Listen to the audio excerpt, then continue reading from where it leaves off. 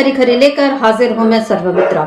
दिल्ली में आज चुनाव हो रहे हैं और जहां बीजेपी कई सालों बाद ये इस उम्मीद में है कि उसको दिल्ली की सत्ता मिलेगी और मोदी शायद इसी उम्मीद को पूरा करने के लिए आज पहुंच गए हैं प्रयागराज, जहां वो महाकुंभ में डुबकियां लगाते हुए नजर आए। हालांकि उनकी डुबकी पर भी सवाल उठ रहे हैं कि ये किस किस्म की डुबकी है जिसमें सिर पूरा नहीं डूबा है, आधा सिर अंदर है आधा सिर बाहर। खैर, मोदी की बात मोदी जाने, लेकिन अभी हम जो बात कर रहे हैं कि मोदी से इस समय राहुल काफी आगे निकल चुके हैं और ये आगे निकलना केवल चुनाव तक की बात मैं नहीं कर रही हूं। एक राजनीति में दोनों बड़े खिलाड़ी हैं और राजनीति की बात अगर करें तो राहुल इस समय मोदी से काफी आगे निकलते हुए दिखाई दे रहे हैं। आपने संसद में राहुल गांधी का भाषण सुना और उसके बाद प्रधानमंत्री मोदी का भी जवाब सुना। राहुल एआई की बात कर रहे हैं तो मोदी उसके जवाब में डबल एआई बोलकर खुद को ये बताना चाह रहे हैं कि वो ज्यादा होशियार हैं, ज्यादा समझदार हैं और दुनिया उन्होंने ज्यादा देखी है और उनको मुद्दों की ज्यादा समझ है। लेकिन राहुल गांधी ने जो असल मुद्दे उठाए उनका जवाब मोदी के पास नहीं था। मोदी वहां पर राहुल के आगे पिछड़ते हुए दिखाई दिए राहुल के सामने। और अब राहुल गांधी इस समय पहुंच चुके हैं बिहार। जी हां, पटना में इस समय राहुल गांधी, आज उन्होंने जगलाल चौधरी जो बड़े दलित नेता थे और पहले दलित कैबिनेट मंत्री बिहार की सरकार में, आज उनकी जयंती पर राहुल गांधी शामिल होने पहुंचे। और ये राहुल गांधी का पहुंचना इसलिए भी खास मायने रखता है क्योंकि राहुल गांधी पिछले एक महीने में या ये कहें कि 18-20 दिनों में दूसरी बार पटना पहुंचे हैं। अभी 18 जनवरी को राहुल गांधी पटना में संविधान सम्मान समारोह में वहां पहुंचे थे और उसके बाद अब दलितों के मतलब जगलाल चौधरी की जयंती के कार्यक्रम में, जहां पर बात फिर से दलित और वंचितों की होनी है। और अभी इस बीच दिल्ली में भी राहुल गांधी ने वंचित समाज दशा और दिशा कार्यक्रम में हिस्सा लिया था। तो राहुल गांधी जिस तरीके से लगातार दलितों, वंचितों, आदिवासियों, ओबीसी की बात उठाते जा रहे हैं, उनके कार्यक्रमों में हिस्सा ले रहे हैं, अपने कार्यक्रमों में उनकी बात कर रहे हैं, ये सारी बातें बता रही हैं कि जो कांग्रेस का पुराना वोटर, जिसके बारे में राहुल गांधी ने ये कहा था कि इंदिरा जी अगर होती, मतलब दलित ये बात जानते थे कि ये हमारे लिए जान दे देंगी। तो ये बात जो राहुल गांधी ने कही ये सही भी थी। इंदिरा गांधी जिस तरीके से और उनके साथ जिस तरीके रहता था, आज राहुल गांधी उसी तरीके से कांग्रेस के साथ फिर से दलितों को, अल्पसंख्यकों को, वंचितों को जोड़ रहे हैं। और यहाँ पर कांग्रेस जो है बीजेपी पर भारी पड़ती हुई दिखाई दे रही है क्योंकि मोदी अभी भी वही हिंदुत्व, वही सनातन की राह, उनको लगता है कि इसी पे चलकर उनको चुनाव में जीत मिलेगी और सत्ता पर वो बने रहेंगे। आज प्रयागराज जाकर कुंभ में डुबकी लगाने का उनका एक सबसे बड़ा मकसद भी शायद यही था, क्योंकि इसके बाद जो उन्होंने ट्वीट किया, जिस तरह से उन्होंने ये बोला कि माँ गंगा के पास जाकर और असीम संतोष और आनंद की अनुभूति हुई, ऐसी तमाम बातें मोदी ने लिखी। हालांकि लोग सवाल उठा रहे हैं कि जब इतने लोग वहां पर मर गए, जब वहां इतनी अव्यवस्था है, जहां लोग अभी भी अपने बिछड़ों का इंतजार कर रहे हैं, वहां मोदी किस तरह से ऐसा एक काम कर सकते हैं। लेकिन मोदी है तो मुमकिन है, तो मोदी ने ये काम भी मुमकिन कर दिखाया कि लोग मरे तो मरते रहे, लेकिन मैं पुण्य कमाने का जो मौका है वो नहीं छोड़ूंगा। और वो वहां पर चले गए। पुण्य या उसको पुण्य is equal to vote, Modi के लिए तो मुझे यही लगता है कि वो वोट और पुण्य को एक ही तुला पर रखते हैं। तो खैर, मोदी गए हैं प्रयागराज, राहुल गए हैं बिहार और इधर हो रहे हैं दिल्ली में चुनाव। 1 बजे तक दिल्ली में बताया जा रहा है कि 33 दशमलव से कुछ ज्यादा वोटिंग हुई है। अभी जब आंकड़े और आएंगे तो पता चलेगा कि दिल्ली के लोगों ने इस बार किसको चुनने का मन बनाया है। लेकिन अभी के हाल देखकर जो लग रहा है उसमें ऐसा लग रहा है कि राहुल मोदी से आगे निकल गए हैं। और बात जो मैंने शुरू में कही कि केवल चुनावों की बात नहीं है, मुद्दों की जो बात है उसमें राहुल गांधी काफी आगे निकलते हुए दिखाई दे रहे हैं। और राहुल के आगे निकलने से किस तरह बीजेपी के छूट रहे हैं पसीने, आज इसी पर हम खरी खरी चर्चा करेंगे। हमारे साथ जुड़े हुए हैं शकील अख्तर जी। शकील जी नमस्कार, स्वागत आपका इस कार्यक्रम में। शकील जी, अभी पटना राहुल गांधी फिर पहुंच गए 18 तारीख के बाद। 1 महीने में 15-20 दिन में 2 बार पटना जाने का मतलब, बिहार में चुनाव है और नीतीश कुमार शायद इस बार नहीं आ सकते क्योंकि तेजस्वी यादव वहां पर एक अलग उन्होंने मोर्चा खोला। आज तेजस्वी यादव ने राज्यपाल से मुलाकात की और उन्होंने नीतीश कुमार के राज में जो कानून व्यवस्था उसमें जो गड़बड़ हो रही है उसकी शिकायतों का वो शिकायत लेकर पहुंचे राज्यपाल के पास। तो तेजस्वी यादव का राज्यपाल से मिलना, इधर राहुल गांधी का पटना पहुंचना, मोदी का प्रयागराज जाकर महाकुंभ में डुबकी लगाना और पूरा फोटो ऑप जो कराते हैं वो सब पूरा बाकायदा सोशल मीडिया पर आ गया है। ये तमाम जो दिल्ली में इस समय वोटिंग हो रही है, पूरी सियासी हलचल पर क्या कहेंगे और इसमें कैसे राहुल गांधी नरेंद्र मोदी पर भारी पड़ते हुए दिखाई दे रहे हैं? देखिए सौमित्रा जी, जैसा आपने बताया, राहुल गांधी तो संसद के अंदर लोकसभा में राष्ट्रपति के अभिभाषण पे जब देश की बात कर रहे थे, जब युवाओं के मुद्दे उठा रहे थे और पूरा देश उम्मीद कर रहा था कि मोदी जी इसका जवाब देंगे और उन्होंने जवाब नहीं दिया, तभी आगे निकल गए थे। और केवल राहुल गांधी नहीं, ये सवाल कांग्रेस पार्टी का और उसकी नीतियों का भी है। आज अभी थोड़ी देर बाद ही अमृतसर में अमेरिका से एक जहाज आ रहा है और जी बड़ा दुखद जहाज है वो। उस जहाज में जो लोग बैठे हुए हैं, उनके जो फोटो अमेरिका से आए हैं, कल तो सोशल मीडिया पे थे, तो लोग थोड़ा शक कर रहे थे कि सही है गलत है, मगर आज तो अखबारों ने छाप दिए उनको। छोटे जी छोटे छापे हैं, डरा के छापे हैं, बचा के छापे हैं, लेकिन हाथों में लगी हुई हथकड़ी वो दिख रही है, पाँव में लगी हुई चेन भी दिख रही है, कमर में बंधी हुई चेन भी दिख रही है। इस शर्मनाक तरीके से भारतीयों के साथ कभी व्यवहार हो सकता है, ये कोई नहीं सोच सकता था। जी आज कांग्रेस की तरफ से एक बड़ा अच्छा इशू उठाया गया है देवयानी खोबरगड़े का, जी जो जी हमारी विदेश सेवा में थी अमेरिका में, और अमेरिका ने 2013 के आसपास की बात है, उनको हम्म इसी तरह हथकड़ी लगा के घरेलू मामले के अंदर, पारिवारिक मामला था एक, मेड के साथ का कोई मामला था, जी उसके जी कागजों के कुछ गड़बड़ का, मनमोहन सिंह सरकार ने उसका इतना कड़ा विरोध किया था कि अमेरिका के विदेश मंत्री को हमारे जो भारतीय सलाहकार थे, सुरक्षा सलाहकार थे शिवशंकर मेनन, उनसे माफी मांगना पड़ी थी।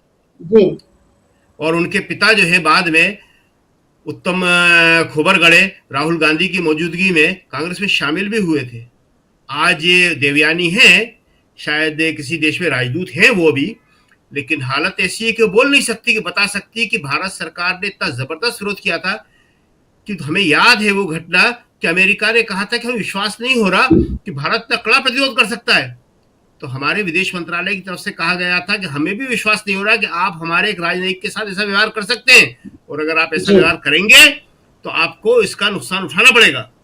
और हमें याद आ रहा है, आपने बात करी राहुल गांधी की, आपने बात करी कांग्रेस की, इंदिरा गांधी का। इंदिरा गांधी ने जी तो 1 लाख सैनिकों को हथकड़ी लगाकर गिरफ्तार करवा लिया था। हथकड़ी लगा के नहीं, उनके हथियार रखवा लिए थे। 1 लाख सैनिकों के, पाकिस्तानी सैनिकों के हथियार रखवा लिए थे, और अमेरिका ने उस वक्त भी धमकी दी थी। और इंदिरा गांधी ने कहा था 7वां नहीं 8वां बेड़ा ही पहुंचाओ। तो शर्मित्रा जी, ये सवाल होता है देश के प्रति प्रतिबद्धता का, केवल बातों से नहीं होता। आप डुबकी लगाने चले जाइए, अच्छी बात है, धार्मिक कार्यक्रम सबके अपनी भावनाएं हैं, जाते हैं, सब लोग जाते हैं, लेकिन आज चुनाव के दिन उसका प्रदर्शन करना, और जबकि वहां पे भगदड़ में इतनी मौतें हो चुकी हैं। कल संसद में सवाल उठ रहा था, आपको उनके परिवारों से जाके मिलना चाहिए था, आपको बताना चाहिए था कि वास्तव में क्या हुआ है, क्या नहीं हुआ है। हेमा मालिनी जो आपकी सांसद है, वो कह रही बहुत छोटी घटना है।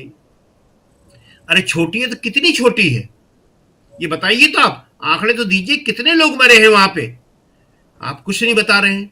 और जहां तक इस बात का सवाल है कि देखिए राहुल आगे निकल गए, तो राहुल जो बात कर रहे हैं वो एक स्टेट्समैन की तरह बात कर रहे हैं। जी राहुल ने कभी पार्टी पॉलिटिक्स की बात नहीं करी। उन्होंने जो सवाल उठाए थे परसों लोकसभा में, देखिए क्या सवाल उठाए थे उन्होंने। मोदी जी उसका जवाब में क्या देते हैं, कोई बीमार हो तो ऐसा बोलता है, कोई निराशा में हो तो ऐसा बोलता है, किसी का परिवार ऐसा है। राहुल ये सब बातें नहीं करते। राहुल ने कहा था कि देखिए मैन्युफैक्चरिंग में हम पिछड़ रहे हैं, हम असेंबल कर रहे हैं, इसको प्लीज मैन्युफैक्चरिंग मत बताइए आप। उन्होंने कहा था कि चीनी सामान पे हमारी निर्भरता बहुत बढ़ गई है, आप उसको कम कीजिए। उन्होंने कहा था कि भविष्य की तकनीक पे ध्यान दीजिए, भविष्य की तकनीक में चीन हमसे 10 साल आगे निकल चुका है। उन्होंने कहा था बेरोजगारी की भयानकतम समस्या है। और शर्मित्रा जी, पूरा देश उम्मीद कर रहा था, खासतौर से युवा, कि कल जो मोदी जी ने अपना अभिभाषण पे जवाब दिया वो इसको एड्रेस करेंगे, वो लोगों से कहेंगे कि नेता प्रतिपक्ष ने सही बात बोली थी। यूपीए के टाइम, यूपीए पे हमला कर देते, वो राहुल ने खुद माना था कि यूपीए के टाइम में हम बेरोजगारी को उतना एड्रेस नहीं कर पाए जितना करना चाहिए था, लेकिन हम भी नहीं कर पाए। लेकिन उसके बदले वो कौन सी बातें कर रहे थे कि आदिवासी परिवार में 3 सदस्य नहीं बने हैं और इस परिवार के 3 सदस्य संसद में। अरे इस परिवार ने जो कुर्बानियां दी हैं वो किसी ने दी हैं? 2 सदस्य आतंकवाद के हाथों मारे गए हैं। पूरा परिवार जो है जेलों में रहा, आजादी की लड़ाई लड़ी है। स्वरूप रानी जी से लेके और कमला नेहरू से लेके महिलाओं की बात, इंदिरा गांधी, विजय लक्ष्मी पंडित, ये महिलाओं की बात है, और पुरुषों में मोतीलाल नेहरू, जवाहरलाल। तो आप देश की बात कीजिए। आज अमेरिका ने जो किया है सबका सर शर्म से झुक गया और एक माहौल बना दिया गया कि साहब वो तो अवैध थे। अरे अवैध थे तो अमेरिका इतने दिनों से रखे क्यों हुआ था? अवैध थे तो आप कहते कि इनके कागज पहुंचा रहे हैं। अवैध थे तो आप कहते कि इस तरह मत पहुंचाइए, हम अपना जहाज पहुंचा रहे हैं वहां से। जो जहाज है शर्मित्रा जी, हम इस जहाज में बैठे हैं, ये एयरफोर्स के जहाज होते हैं, मालवाहक जहाज होते हैं। दरअसल जैसे मेट्रो में बेंचें होती हैं, दोनों तरफ लगी होती हैं, बहुत खराब स्थिति होती है इसमें। एक टॉयलेट होता है खाली। और ये और बता दें आपको कि इसमें गुजरात के भी लोग हैं बड़ी संख्या में। अभी तक जो रिपोर्ट आई है इन 200 में, अभी तक हो सकता है इससे ज्यादा निकले, 33 तो कंफर्म है, 33। गुजरात तो आपने बहुत विकसित कर दिया था, गुजरात के लोग क्यों गए थे? तो शर्मित्रा जी स्थिति बहुत गंभीर है और राहुल सही मुद्दे उठा रहे हैं।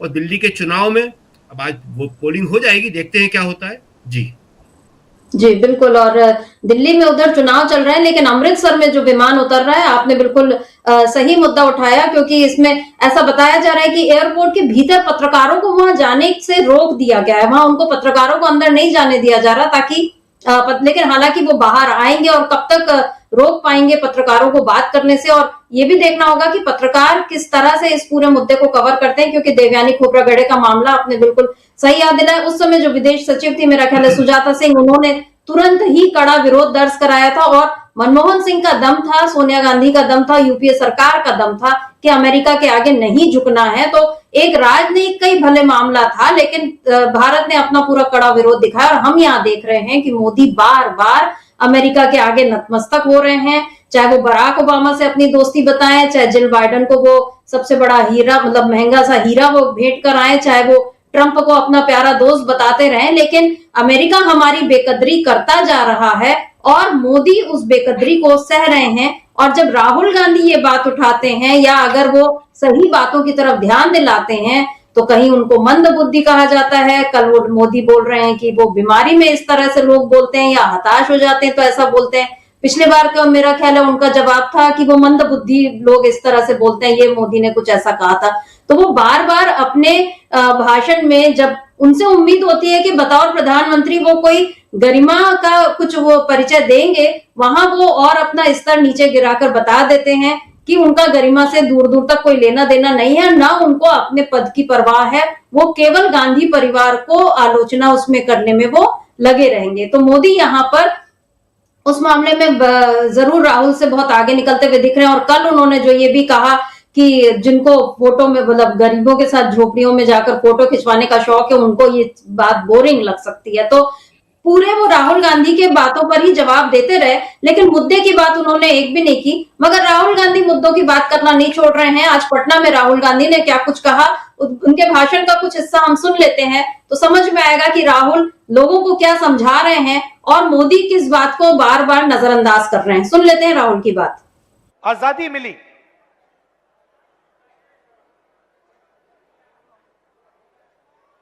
बहुत कुछ हुआ, मगर मैं आपसे सवाल पूछना चाहता हूं। आज हिंदुस्तान का जो पावर स्ट्रक्चर है, जो इंस्टीट्यूशंस हैं, संस्थाएं हैं,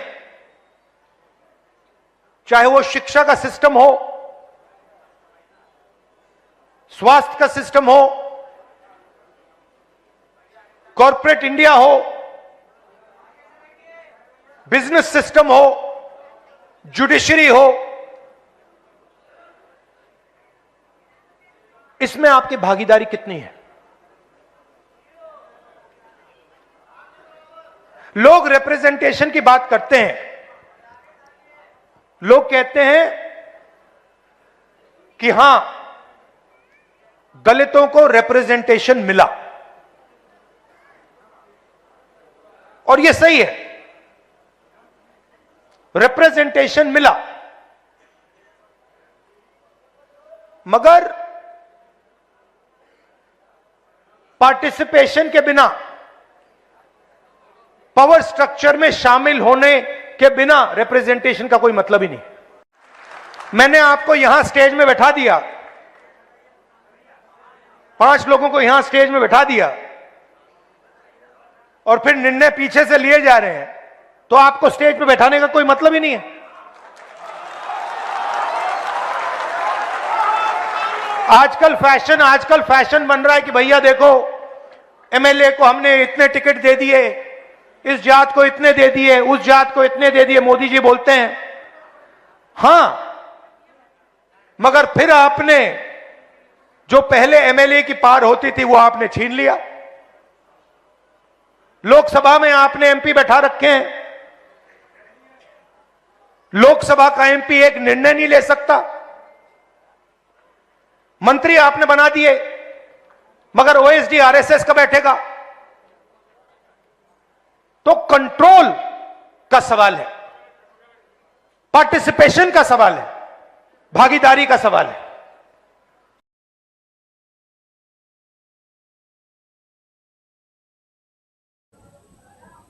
शकील जी, यहाँ पर राहुल गांधी ने जो भागीदारी का सवाल उठाया वो लगातार इस सवाल को उठा रहे हैं और उसमें मोदी सरकार का जो तरीका है उसकी पोल भी खोल रहे हैं। जैसा अभी उन्होंने एक बढ़िया उदाहरण दिया कि मंच पर मैं आपको बैठाऊं लेकिन निर्णय पीछे से लूं, तो यही चीज वो लगातार बताते जा रहे हैं। क्या लगता है आपको वैसे भी, क्योंकि हम देख रहे हैं कि दलित वर्ग जो है उसमें चेतना आते जा रही, जागरूक है वो वर्ग और अपने हक को लेकर, ऐसे में अब जो चुनाव हो रहे हैं या बिहार में जब चुनाव होंगे, राहुल गांधी की इन बातों का क्या असर पड़ता हुआ वहां पर दिखाई दे रहा है? क्योंकि मोदी मतलब वो हमेशा मौके पर चौका लगाने की फिराक में होते हैं, क्योंकि जैसे ही सोनिया गांधी का जो उनका जो बयान था पुअर थिंग वाला, उसको उन्होंने तुरंत ही दलित और आदिवासी अस्मिता से जोड़ दिया।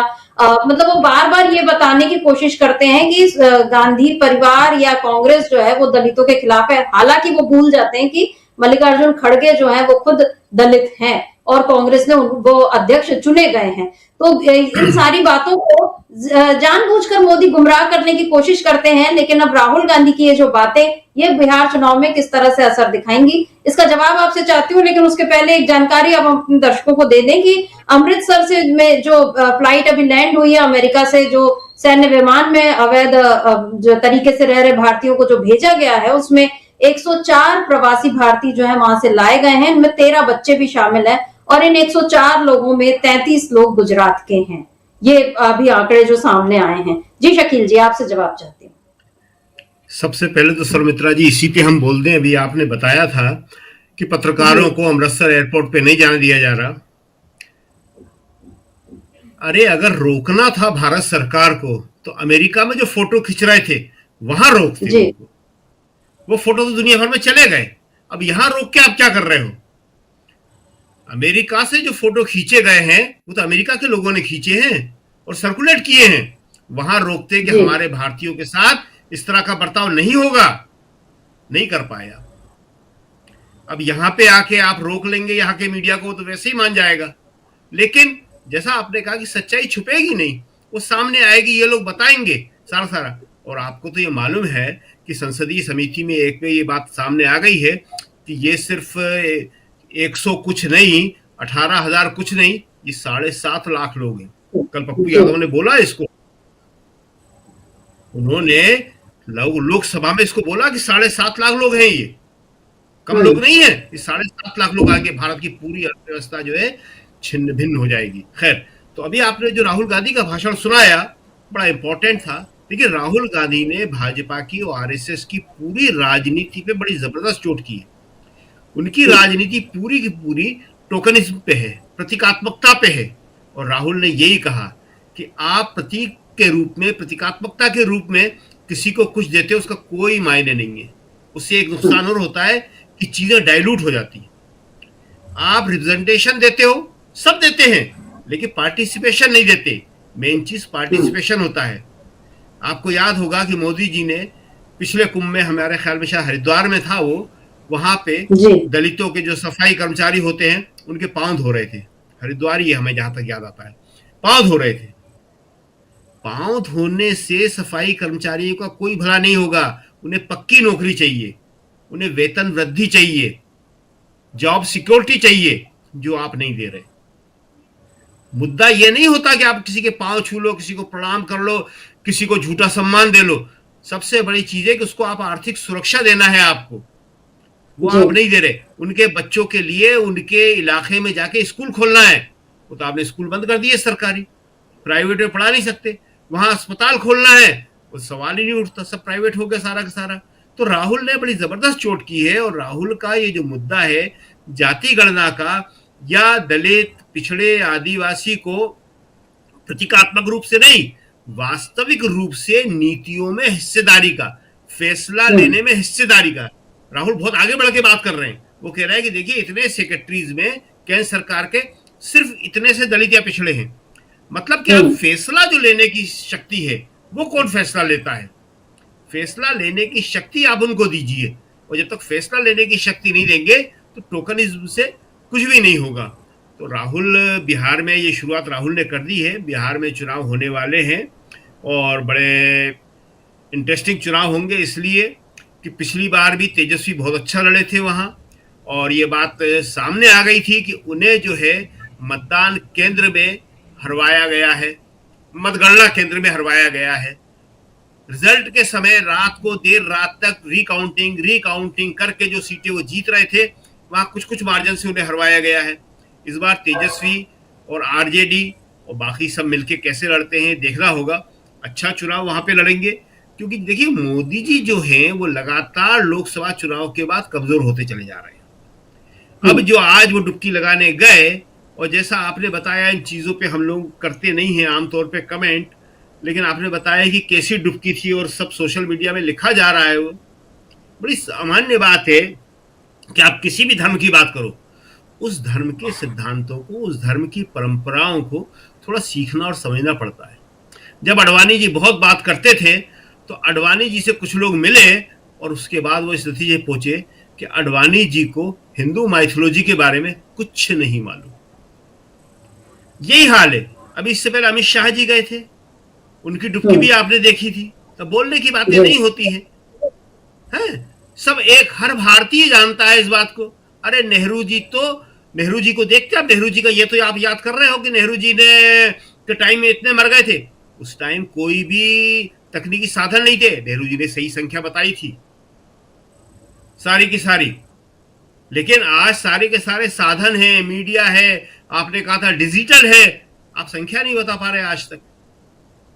नेहरू जी तो उस टाइम पे अंग्रेज रुक के टाइम का एक बात है, वाकया है आजादी के पहले का, वो अंग्रेज रोक रहे थे, वो तो कूद गए थे गंगा में ऊपर से। तो नेहरू जी की आप क्या बात कर रहे हो? आप नेहरू जी तो कहने की बातें नहीं होती है। इस पार से डुबकी लगाते थे और उस पार जाके निकलते थे, 2 हाथ दिए और पार हुए। तो अब नेहरू जी की बात करना तो खैर ये करते रहेंगे नेहरू जी की बात, लेकिन नेहरू एक बहुत बड़े स्टेट्समैन थे। आज नेहरू के समय ऐसी बात होती, इंदिरा गांधी के समय ऐसी बात होती, तो नेहरू और इंदिरा ऐसा जवाब देते अमेरिका को। नेहरू ने गुट निरपेक्ष आंदोलन क्यों खड़ा किया था? अमेरिका की इसी दादागिरी के खिलाफ उन्होंने नॉन अलायंस मूवमेंट शुरू किया था, दुनिया का सबसे बड़ा आंदोलन। इंदिरा गांधी का तो हमने आपको बताया ही कि निक्सन उस टाइम राष्ट्रपति थे, वो बुदबुदाते हुए सिर्फ गालियां ही देते रह गए इंदिरा गांधी को।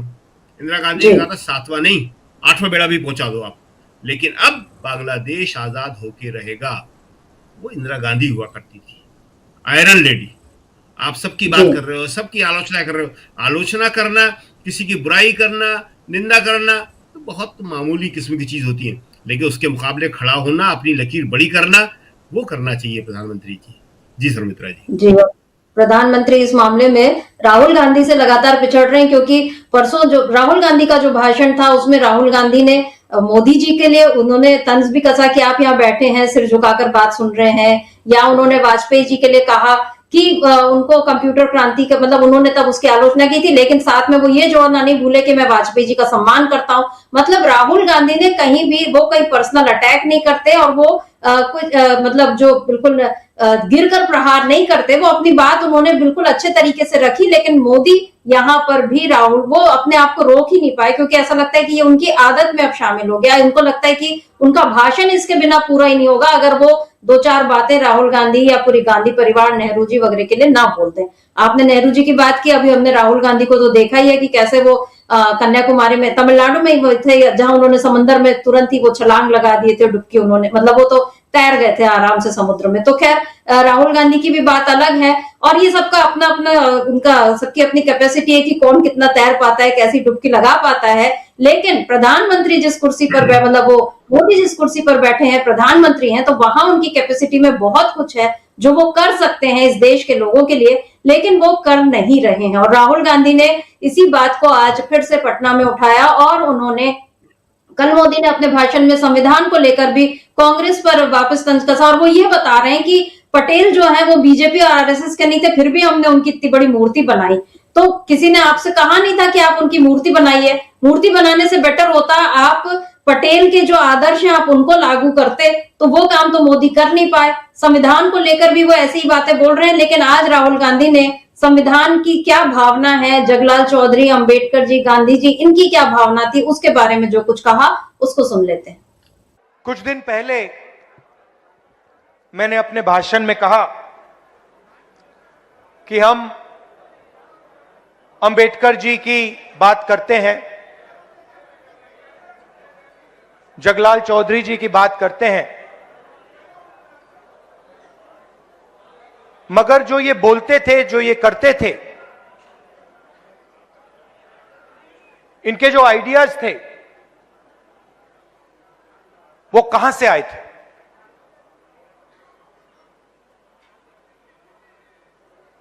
वो जो आपके दिल में जो दर्द था, दलितों के दिल में जो दर्द था, जो दलितों के दिल में जो दर्द था, जो दुख था, जो उनके साथ हजारों सालों के लिए किया जा रहा था, वो आवाज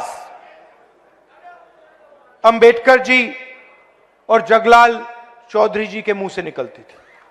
मतलब जो आपके दिल में था, जो आपके समाज के दिल में था,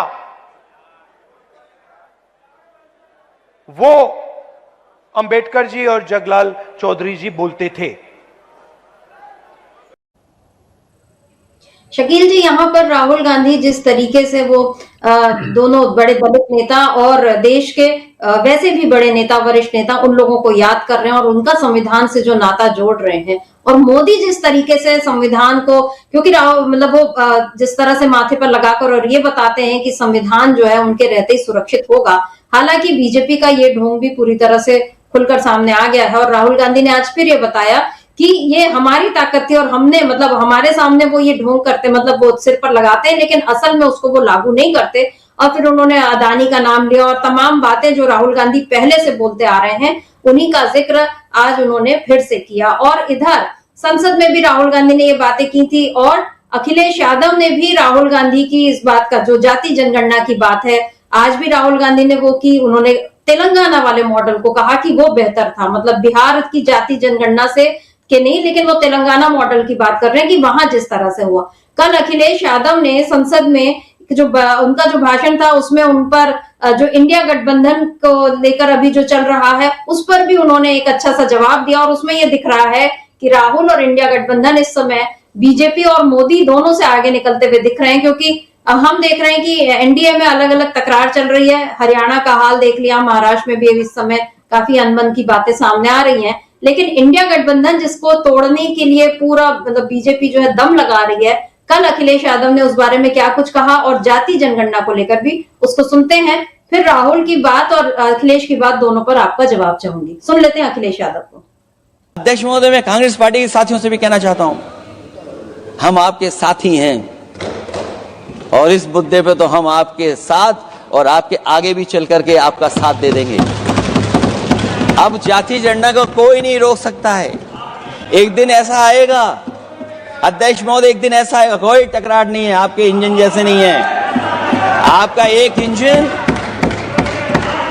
अध्यक्ष महोदय, ये अध्यक्ष महोदय, हम तो, मुझे कभी कभी ये लगता है कि प्रधानमंत्री जी जितना अपने लोगों को ध्यान दे करके समझाते हैं, इतना ये समझते ही नहीं है। वो अध्यक्ष महोदय वो सबसे ज्यादा सोशल मीडिया के बारे में जानकारी रखते हैं। आप भी जानकारी रखा करो। अगर आप जानकारी रखोगे तो आपको सच्चाई पता लग जाएगी। एक इंजन ने नमस्कार नहीं किया था दूसरे इंजन को, अगर याद हो तो पता कर लें। और ये बात अगर छिपी हुई हो, ऑनर मेंबर अध्यक्ष महोदय, अभी तो मैंने शुरू नहीं किया, मेरा लिखा हुआ बहुत लंबा है। शकील जी क्या कहेंगे? मतलब अखिलेश यादव का अपना अंदाज, वो अलग तरीके से बीजेपी को वो करते हैं, राहुल गांधी बिल्कुल अलग तरीके से, लेकिन इन दोनों के आगे क्या बीजेपी और मोदी समझ ही नहीं पाते हैं कि इनको जवाब कैसे देना है। सर्वमित्रा जी, कल हम थे जब अखिलेश बोल रहे थे और आपने कहा तो देखिए हमें नोट्स की अपने याद आ गई कि हमारे पास अखिलेश के नोट्स भी थे सारे के सारे। अखिलेश ने कल बहुत अच्छा बोला है। हाँ जी। तो अखिलेश ने ये जो बोला, उन्होंने कहा कि एक इंजन दूसरे इंजन से टकरा रहा है, ये उन्होंने सबसे बड़ी बात कही थी। और कल संसद में इसी बात की चर्चा थी। मोदी जी बहुत चर्चा करते हैं डबल इंजन की सरकार की, तो अखिलेश ने यही कहा था कि एक इंजन मोदी जी, दूसरे इंजन योगी जी, और दोनों के बीच अब तनाव शुरू हो गया है। उन्होंने कहा कि भगदड़ की घटना होने के बाद 17 घंटे तक योगी जी मौन रहे और ये बताते रहे कि कुछ नहीं हुआ है, लेकिन जब प्रधानमंत्री ने अपना शोक संवेदना प्रकट कर दिया तो योगी जी को बोलना पड़ा।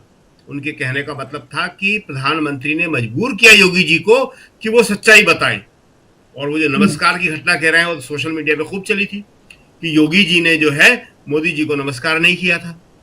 कल उनका भाषण जो है बहुत ही अच्छा था। देखिए कल जो है विपक्ष के भाषण सबके बड़े अच्छे थे।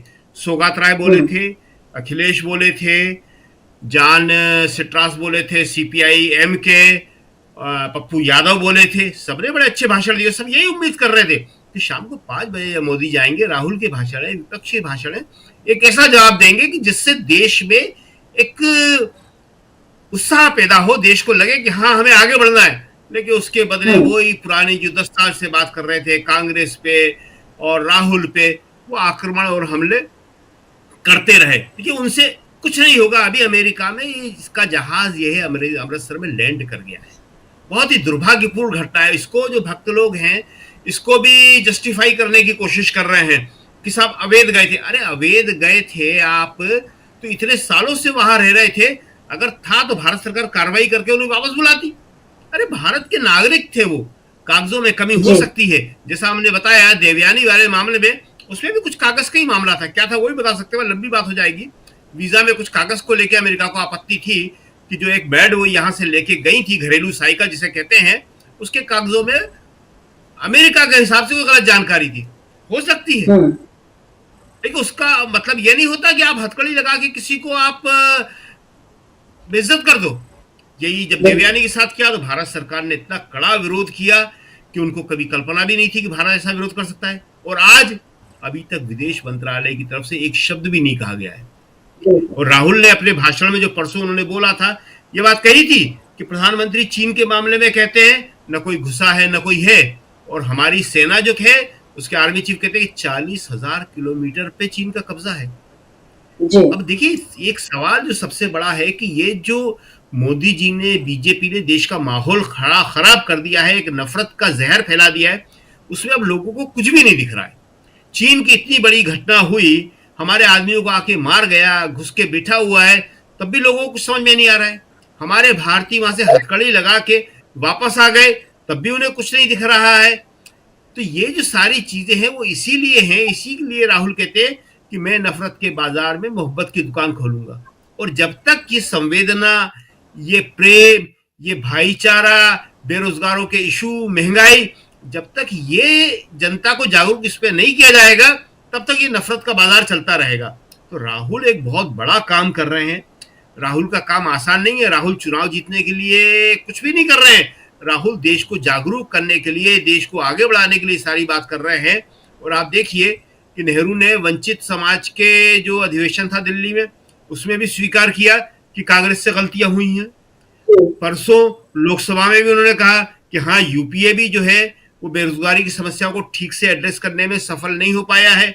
ये काम कोई बड़ा नेता ही कर सकता है, स्टेट्समैन ही कर सकता है। और राहुल का उसके पीछे एक ही उद्देश्य है, जो इससे पहले भारत के दूसरे नेताओं का रहा है, सारे नेताओं का रहा है, कि भारत को विश्व में एक महत्वपूर्ण स्थान दिलाना, भारत को विकसित देश बनाना, भारत को आगे बढ़ाना। आप तो खाली विश्व गुरु करते रहते हो। 10 देशों की जो सूची है, ताकतवर देशों की सूची है फोर्ब्स से, उससे आप बाहर हो गए, आपका नाम ही नहीं है उसमें। तो ये कहने से कुछ नहीं होता। आज मोदी जी जितना कहते हैं, अभी आपने बताया कि फोटो की बात कर रहे थे, वो कि झोपड़ी में खिंचवाया जाता है। 10 साल में जितने फोटो मोदी जी के खींचे हैं, जितने फोटो छपे हैं, जितने टीवी पे आए हैं, उतने तो आज तक विश्व में किसी नेता के नहीं आए होंगे। राहुल की तो छोड़ दीजिए आप, सिर्फ 10 साल की तो राजनीति है केंद्र की, मोदी जी की, ओनली 10 ईयर्स, और 10 साल में कितने फोटो आए होंगे, कोई गिनती नहीं है उनकी। लेकिन जो काम ये खुद करते हैं, वो आरोप ये दूसरे पे लगा देते हैं। जी सर्वमित्रा जी।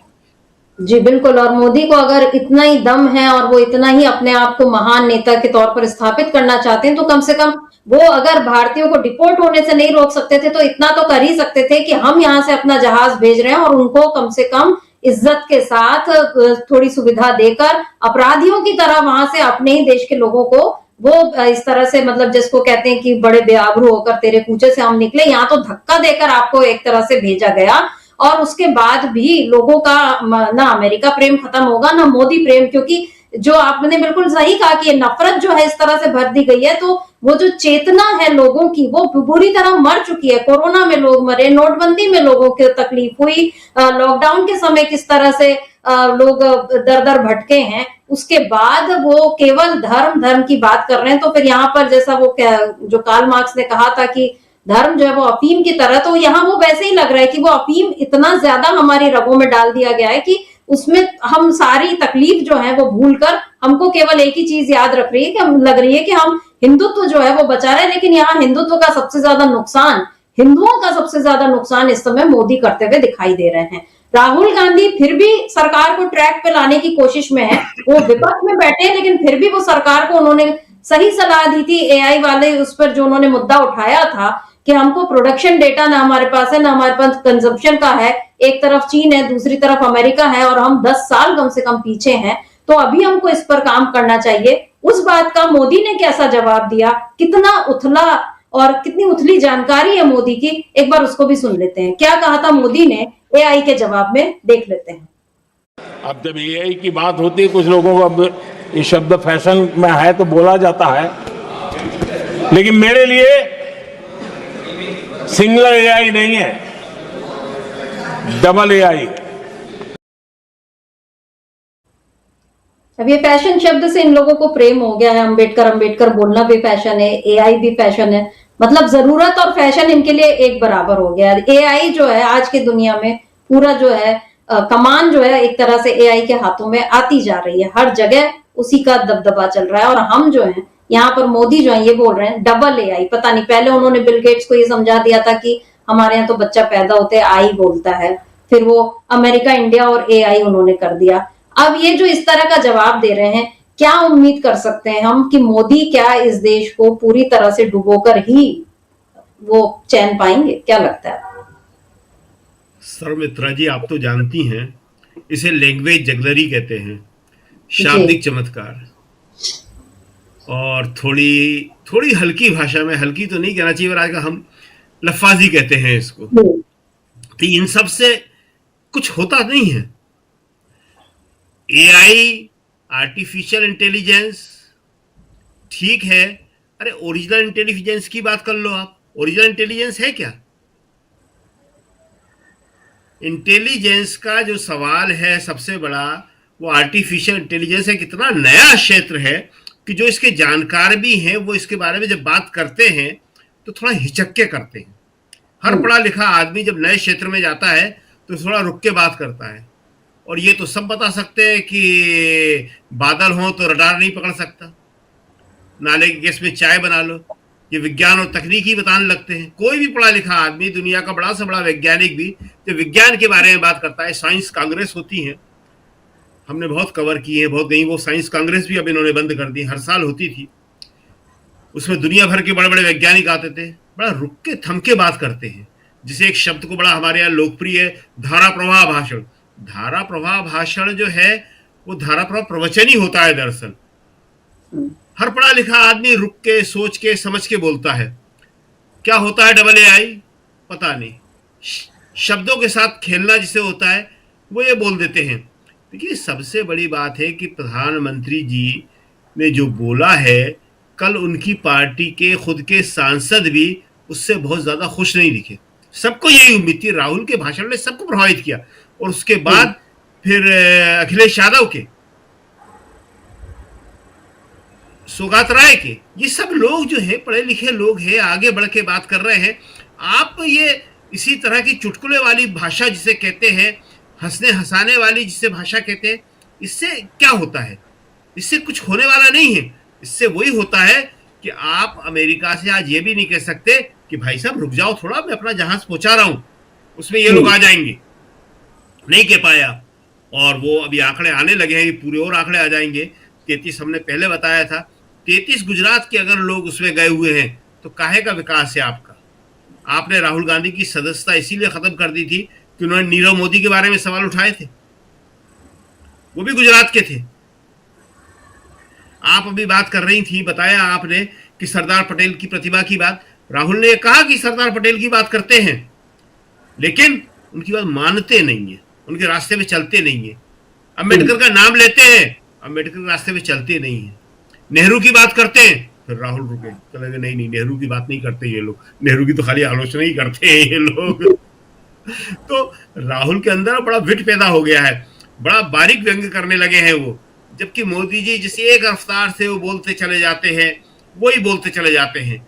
उन्हें ये बात थोड़ा समझना चाहिए कि जो देश के सामने आज समस्याएं हैं, जो राहुल ने बड़े अच्छी तरह उठाई हैं जिन बातों को, कि भाई हम मैन्युफैक्चरिंग में पीछे क्यों हैं, चीन के ऊपर हमारी निर्भरता क्यों बढ़ रही है, जो आज के नए इंजन हैं वो 5 इंजन कौन कौन से हैं जिनके ऊपर हमें काम करना है। तो ये सब चीजें मोदी जी न समझने को तैयार है न बोलने को तैयार है। लेकिन अब समस्या जो आपने कहा जनता की तरफ से है, जनता की जागरूकता एक ऐसी चीज है कि जिसको लगातार बढ़ाना पड़ता है। देखिए, जनता जो है अपने सुविधाजीवी होती है, इसमें कोई दो राय नहीं है, सुरक्षा में रहना चाहती है, इसमें कोई दो राय नहीं है। चेतना की बात उसको थोड़ी मुश्किल से वो आती है, उसके लिए आंखें खोलना पड़ती है, दिमाग खोलना पड़ता है। तो ये काम कांग्रेस ने शुरू किया है, इसको अगर वो तेजी से करेगी तो इसका परिणाम होगा। जैसे बिहार में जाके राहुल ने किया, बिहार बहुत जागरूक प्रदेश है, तो ये बात आपको लोगों को बताना पड़ेगी कि जब तक आप जागेंगे नहीं, आप जागरूक नहीं होंगे, आपके अधिकारों पे इसी तरह डाका मारा जाता रहेगा और आपके अधिकार भुला के आपको सिर्फ कर्तव्य याद दिलाए जाएंगे। दिल्ली में कर्तव्य पद बना दिया जाएगा, अधिकार की बात कोई नहीं करेगा। जी, अधिकारों को कुचलना ये मोदी सरकार का सबसे बड़ा लक्ष्य, और इसीलिए संविधान पर लगातार हमले हो रहे हैं। और राहुल गांधी इन्हीं हमलों की तरफ लोगों को आगाह कर रहे हैं। पटना वो अभी पहुंच गए दोबारा 1 महीने में, तो इससे जाहिर है कि वो अभी बिहार के चुनाव का महत्व समझ रहे हैं। और कांग्रेस की जो मुहिम है जन जागरूकता की, ये भी तभी असर करेगी जब कांग्रेस सत्ता में ज्यादा से ज्यादा राज्य उसके पास आए। तो इसके लिए कांग्रेस को भी अब, जो हालांकि राहुल गांधी सही कह रहे हैं और खड़गे जी ने भी कहा है कि संगठन की तरफ वो लोग ध्यान दे रहे हैं, तो उनको देना चाहिए ताकि कांग्रेस सत्ता में आए, तो फिर वो बीजेपी का थोड़ा और मुकाबला कर पाएगी। लेकिन फिलहाल तो हम ये देख रहे हैं कि राहुल गांधी मोदी से काफी आगे निकलते हुए दिख रहे हैं। मोदी ने पहले हार्वर्ड के जवाब में हार्ड वर्क कहा, AI के जवाब में वो डबल AI कहते हैं, लेकिन इन सारी बातों से उनके अंदर का खोखलापन ही जाहिर होता है। और ये देश पहली बार एक इस तरह के प्रधानमंत्री को देख रहा है। हमने देखा है कि नेहरू जी जो थे, खुद हर आदमी हर चीज का जानकार नहीं होता, लेकिन नेहरू जी जैसे वो होमी जहांगीर भाभा, विक्रम साराभाई, इन लोगों को आगे बढ़ाया, शास्त्री जी, इंदिरा गांधी, सभी इन लोग। और वो ये लोग लगातार विद्वानों से, लेखकों से, पत्रकारों से मिलते थे, उनके फीडबैक लेते थे, ताकि लोगों की राय और समस्याएं उनको पता चले और विशेषज्ञों की राय लेकर वो कोई ढंग का काम कर पाए, फैसले और नीतियां बनाने में उनका असर दिखे। लेकिन यहाँ मोदी जो है 1 मैन आर्मी लेकर चल रहे हैं, या उनके आसपास के जो सलाहकार हैं वो उनकी जी हुजूरी कर रहे हैं, और ऐसे में मोदी की छवि भी वो खराब कर रहे हैं और बीजेपी को भी नुकसान पहुंचा रहे हैं, और देश को सबसे ज्यादा नुकसान तो पहुंच ही रहा है। लेकिन राहुल गांधी जिस मुहिम में अभी लगे हुए हैं उसमें वो मोदी से आगे निकलते हुए दिख रहे हैं। तो आज हमने इसी बात पर चर्चा की कि किस तरह राहुल गांधी हर तरीके से मोदी पर भारी पड़ते हुए दिखाई दे रहे हैं। इस समय दिल्ली में चुनाव चल रहे हैं। 1 बजे तक का जो वोटिंग प्रतिशत 33.31% था, अब आगे जो आंकड़े आएंगे वो भी आप तक हम डीबी लाइव के जरिए पहुंचाते रहेंगे।